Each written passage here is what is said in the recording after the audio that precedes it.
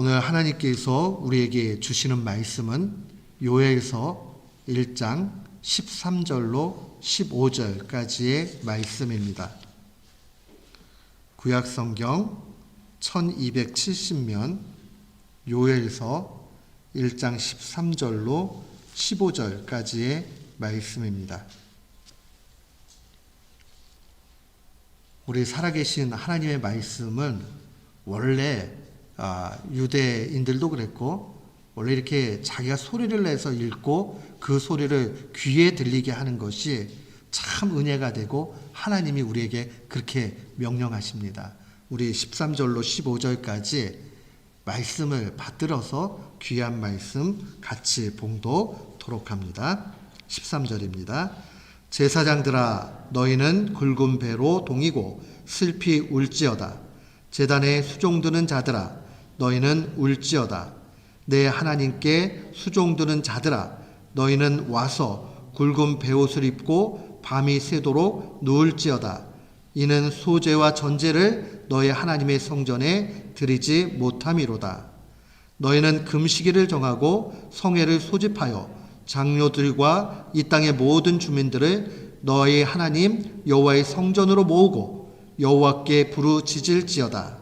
슬프다 그날이여 여호와의 날이 가까웠나니 곧 멸망같이 전능자에게로부터 이르리로다. 아멘. 저는 오늘 본문 말씀을 통해서 어떤 상황 속에서라도 라는 제목으로 주의 말씀을 선포하도록 하겠습니다. 우리가 벌써 정말 1년 가까이를 코비드-19 때문에 참 어려움을 겪고 있습니다. 이 시절을 이렇게 지나면서 하나 깨닫게 된 것이 일상의 평범했던 것들이 얼마나 소중했는가 하는 것을 새삼 느끼게 됩니다. 자유가 제한되고 나니까 이 자유 없다는 게 얼마나 불편한 일인가 하는 것을 알게 됩니다. 자연스러움에 대해서도 그런 생각이 들어요. 예전에 그냥 자연스럽게 했던 일들이 다 제한을 받게 되니까 그 자연스러움이 없어집니다. 누구랑 이야기를 하고 눈빛을 마주치고 하는 일들이 이 입모습을 다 보면서 얼굴 전체를 바라볼 때 자연스러웠는데 마스크를 하고 나니까 눈만 보니까 이게 커뮤니케이션 하는 게 반도 안 되는 것 같아요. 부자연스럽고 참 불편합니다. 그런데 이러한 불편한 가운데서도 가장 불편한 것은 무엇이냐 하면 우리 성도들과 더불어서 모든 성도들이 예배당에 나와서 다 같이 예배할 수 없다라는 불편함이 가장 큽니다. 예배를 제한적으로 드려야 된다는 거 얼마나 답답한 일인지 모릅니다. 신학자 가운데 넬스 페레라는 아주 유명한 신학자가 있습니다. 이 사람이 예배에 대해서 이런 얘기를 했어요. 신자는 예배를 통해서 하나님의 능력을 경험하고 그 힘으로 살아간다. 우리가 이렇게 예배 드리면서 예배 가운데서 하나님의 능력을 경험하는 거예요. 그리고 그 능력 위에서 서서 살아가게 되는 겁니다. 그러니까 예배가 없게 되면 실제로는 신자는 무능력한 존재가 되고 말아요. 그리고 예배 은혜 받지 못하면 일주일을 망치게 되고 한 달을 망치게 되고 1년을 망치게 돼요. 근데 나는 예배를 안 드렸는데 별로 그런 게 없다. 그러면 심각하게 생각해 봐야 됩니다. 꼬집었는데 아파요. 신경이 살아있는 거예요. 신경이 다 죽어 있으면 누르고 꼬집어도 아픔을 못 느껴요. 예배를 안 드렸는데 멀쩡해요. 영적인 신경이 다 죽어버린 거예요. 그러면 안 돼요. 우리는 주님 앞에 이 영적인 예배를 통해서 늘 소성케 되고 새롭게 되고 새 힘을 얻고 그 가운데 살아가야 합니다. 나이가 들어서 육신이 후패해지는 것은 어쩔 수 없어요. 눈이 잘 안 보여요. 귀가 어두워져요. 반응이 늦어져요. 이건 뭐 어쩔 수 없지요. 자연스러움이에요. 하나님께서 그렇게 우리를 만들어 가시고 인도에 가세요. 그것도 또 감사한 거예요. 그런데 예배의 능력을 체험하지 못해가지고 영적으로 기운이 빠지고 어깨가 처지고 땅만 보게 되고 그렇게 살면 안 된다는 말씀입니다. 우리 모두는 예배를 통해서 하나님의 은혜를 경험하고 그 힘 가운데서 날마다 승리하는 귀한 교우들 되시기를 주의 이름으로 축원합니다. 아멘. 오늘 이 본문의 요엘서는 3장밖에 되지 않는 짧은 선지서입니다. 그런데 이 3장의 내용들을 보면 크게 2가지 부분으로 나눠져 있어요. 첫 번째는 하나님께서 무서운 메뚜기 재앙을 내리시는 내용들이 기록이 되어져 있고, 두 번째 부분은 그럼에도 불구하고 하나님의 은혜로서 회복하게 된다라는 그러한 소망의 메시지로 되어져 있습니다. 하나님의 엄중하고 무서운 심판의 메시지가 어떻게 되어 있느냐? 우리 4절 말씀 한번 보세요. 4절 말씀에 보니까 깜짝 놀랄 만한 그러한 말씀으로 증거되어져 있습니다. 마음이 무거워요. 팥중이가 남긴 것을 메뚜기가 먹고, 메뚜기가 남긴 것을 느치가 먹고, 느치가 남긴 것을 황충이 먹었다.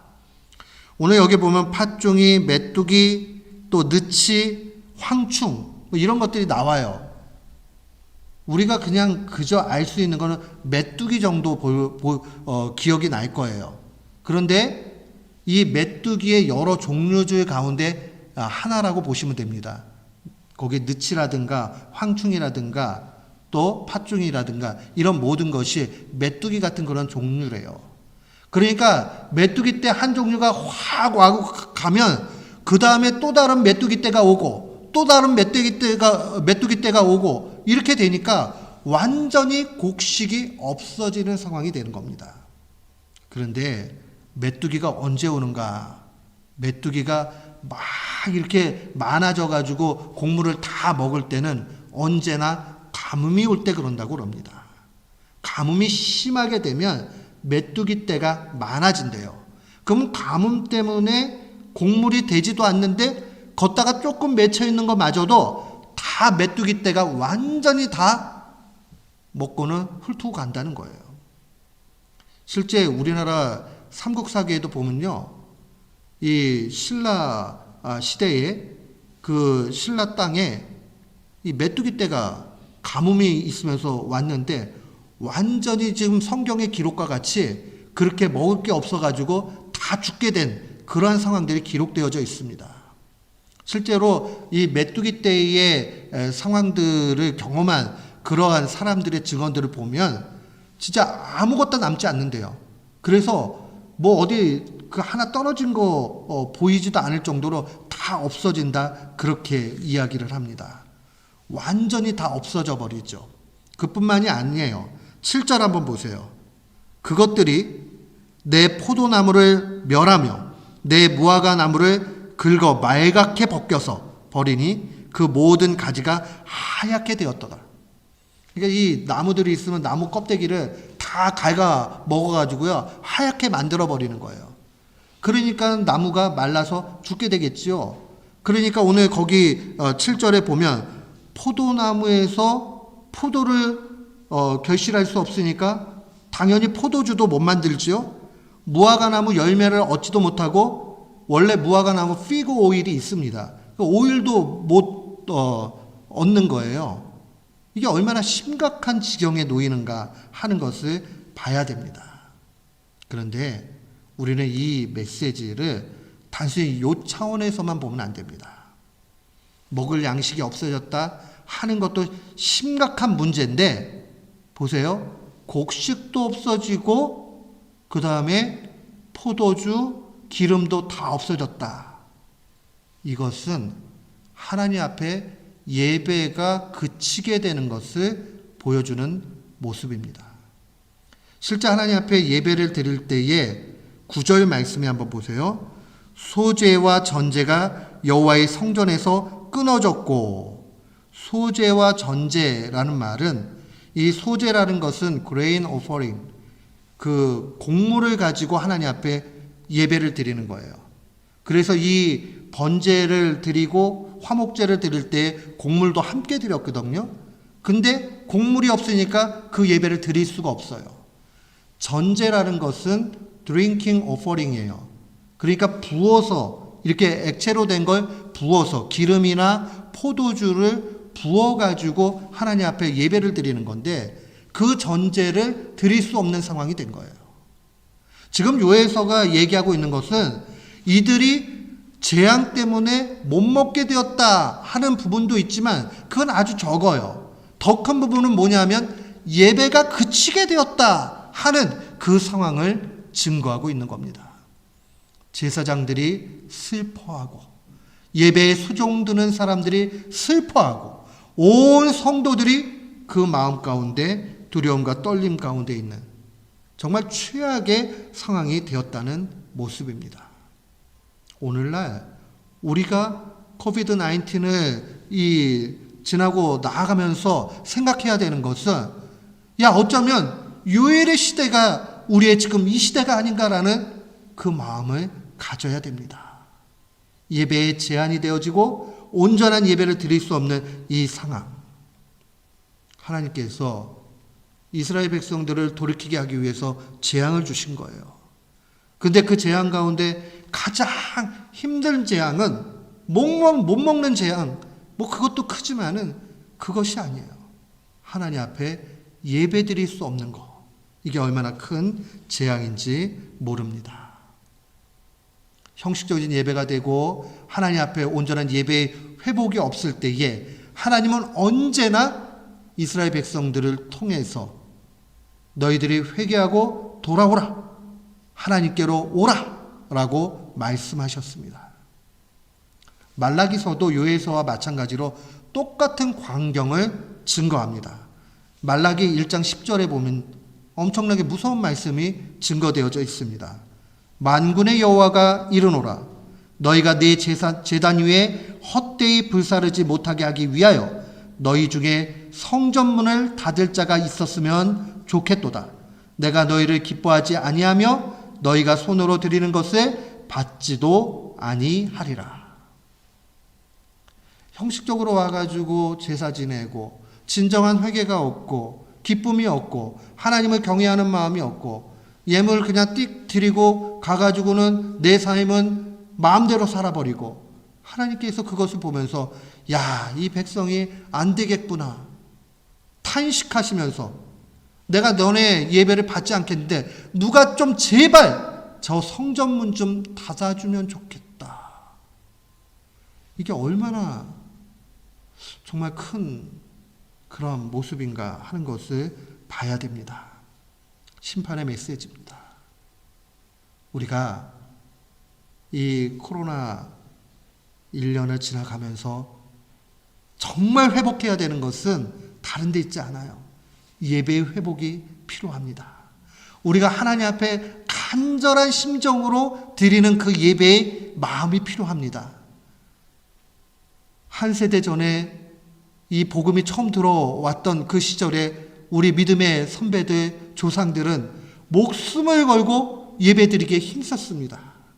그들의 개인적인 어려움을 다 무릅쓰고 예배 가운데 그들의 인생을 맡기고 살아갔습니다. 우리는 먼저 이 코로나 시절을 지나가면서 회복돼야 되는 첫 번째 마음이 필요한데요. 그게 무엇이냐 하면 예배가 소중하다 하는 것을 분명히 마음에 간직해야 됩니다. 그리고 예배 못 드리는 것은 영적으로 심각한 문제를 야기한다라는 것을 분명히 우리의 마음속에 깨달아 알아야 돼요. 심각하게 여겨야 돼요. 그냥 그런 거지 뭐. 이렇게 둔감해진 모습이 우리의 가운데 있지 않은가 정말 살펴봐야 됩니다. 예배의 소중함. 예배를 드리지 못하는 것이 얼마나 큰 문제인가. 오늘 13절 말씀 보세요. 제사장들아, 너희는 굵은 배로 동이고 슬피 울지어다. 베옷을 입는다는 것은 상복이에요. 이스라엘 백성에게도 있어서 슬픈 그러한 상황이죠. 그러면서 웁니다. 왜 우느냐?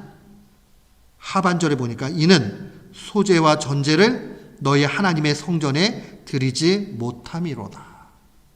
선지자는 주의 말씀을 증거하면서 못 먹게 되어서 슬프다라는 말을 하지 않습니다. 하나님 앞에 예배 드릴 수 없어서 그것이 슬프다라고 그렇게 이야기합니다. 한국의 합동신학대학원의 교수를 역임하시고 직접 강변교회를 개척하셔가지고 목회하시고 은퇴하신 김명혁 목사님이라고 계세요.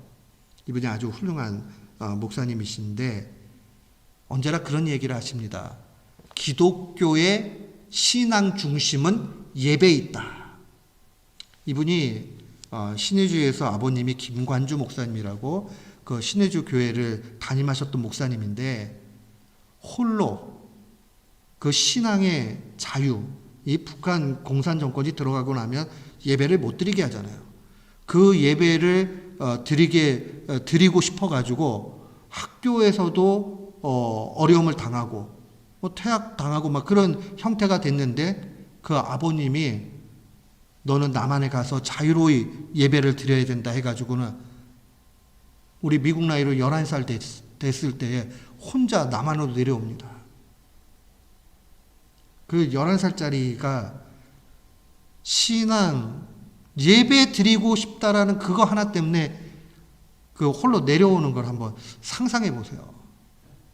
그 내려오셔가지고 언제나 주일 성수를 잘해야 된다.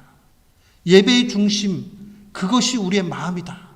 신앙은 예배 가운데 나타난다 하면서 정말 열심으로 예배를 강조했습니다. 그분이 강변교회를 은퇴하고 나서는 작은 교회를 이렇게 다니시면서 작은 교회에 설교를 하러 다니세요. 또 때때로는 어려운 지역에 있는 그런 데 가가지고 소외된 이웃들을 향해서 빵도 전달하고 그런 일들을 합니다.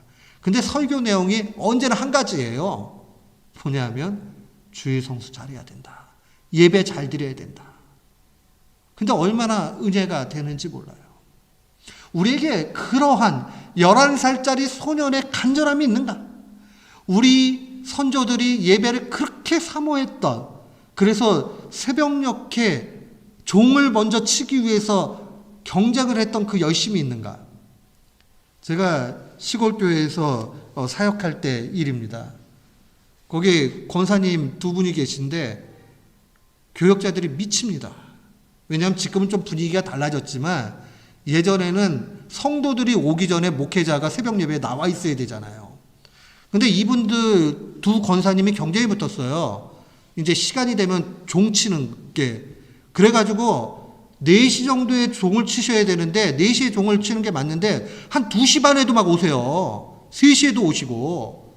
그러고는 거기서 앉아가지고 막 기도하다가 불문율이 뭐냐면 먼저 오신 분이 그 다음에 종을 칠 수 있는 권한이 있는 거예요. 그러니까 그런 열심을 가지고 합니다. 그러니까 교역자는 어떻게 해야 되겠어요? 교역자는 2시에는 나와야 돼요. 그러니 정말 피곤하고 힘든 일이죠.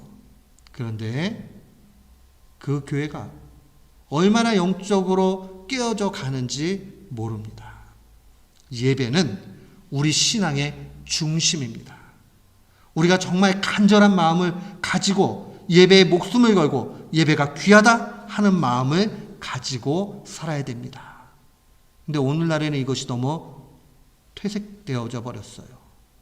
이 김영혁 목사님하고 원로 가운데 최복규 목사님이라는 분이 계신데 두 분이 대담을 2019년도에 하셨는데 거기에 댓글이 이렇게 달려있는 걸 보고 크리스천 투데이에서 어느 한 논설위원이 사설을 썼는데 제목이 주일 성수와 꼰대 신앙 이래가지고 쓰셨어요.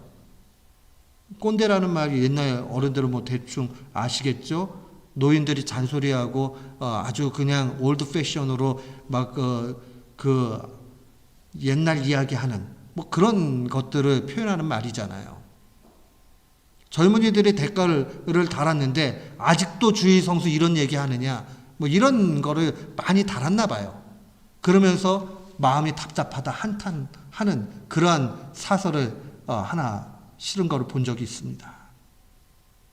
우리가 마음을 좀 새롭게 하고 다짐을 다시 해야 되겠습니다. 예배보다 더 귀한 것은 없습니다. 우리가 많은 신앙생활, 성경 공부도 있고 모두 있지만 예배하고는 비교할 수 있는 것이 되지 못합니다. 하나님 앞에 힘을 다해서 예배를 드려야 됩니다. 예배 회복을 할 수 있는 길은 단 한 가지 길밖에 없습니다. 오늘 주의 말씀은 우리에게 회개하라고 말씀합니다. 2장 13절 14절 말씀으로 한번 가보십시오. 2장 13절과 14절 말씀 보면 너희는 옷을 찢지 말고 마음을 찢고 너희 하나님 여호와께로 돌아올지어다. 그는 은혜로우시며 자비로우시며 노하기를 더디하시며 인애가 크시사 뜻을 돌이켜 재앙을 내리지 아니하시나니 주께서 혹시 마음과 뜻을 돌이키시고 그 뒤에 복을 내리사 너희 하나님 여호와께 소제와 전제를 드리게 하지 아니하실는지 누가 알겠느냐. 우리 말로는 누가 알겠느냐 이렇게 돼 있지만 원래 그 내용대로 보면 확실에 찬 그러한 내용으로 돼 있어요. 하나님이 참되게 회개하는 자에게 예배를 회복시켜 주신다. 우리 2021년도를 달려가면서 새 마음 가운데 가야 될 회개의 내용은 첫 번째로 우리가 하나님 앞에 예배를 온전히 드리지 못했던 것, 예배를 귀하게 여기지 못했던 것, 예배를 사모하지 못했던 것들을 먼저 회개해야 됩니다. 그러면 하나님께서 이 코로나 바이러스도 종식시켜 주실 것이고 우리가 이전에 모여서 큰 소리로 찬양하고 영광 돌리고 했던 것들을 다시 회복시켜 주실 것입니다. 저는 믿습니다. 하나님의 말씀은 2021년도에도 진리요 그대로 될 줄을 확신합니다. 우리 이 말씀을 마음에 간직합시다. 그리고 하나님 앞에 나아갑시다. 하나님 앞에 정말 금식하며 기도하며 나아갑시다. 15절 말씀 보면 너희는 시온에서 나팔을 불어 거룩한 금식일을 정하고 성회를 소집하라 라고 증거합니다. 우리가 우리의 공예배, 우리의 공적인 모임, 또 가정에서의 예배, 삶의 예배마다 이 금식의 날 성회를 선포하고 하나님 앞에 온전한 영광을 돌려야 되겠습니다. 그러면 우리는 영적으로 살아나게 됩니다. 분명히 기억합시다. 그래서 1월달이 가기 전에 우리가 철저하게 우리 교회 먼저, 내 자신 먼저 그렇게 회개해 나가는 걸 통해서 하나님의 은혜를 구합시다. 우리가 잘 아는 격언 가운데 이런 말이 있습니다. 돈을 잃으면 조금 잃은 것이요, 명예를 잃으면 좀 많이 잃은 것이요, 건강을 잃으면 모든 것을 잃은 것이다 라는 그런 말 잘 아시죠? 뒤에 좀 그리스도인들을 하나 더 붙여야 돼요. 예배를 잃은 것은 죽은 것이다. 뭐 잃은 거 아니라 죽어버린 거예요. 예배를 잃어버리면 우리는 죽습니다. 신자는 예배가 살 길입니다. 우리 그 사실을 마음에 간직하고 하나님 앞에 2021년도 온전한 예배를 소망하면서 날마다 승리 가운데 나가는 우리 모두가 되기를 주의 이름으로 축원합니다. 아멘.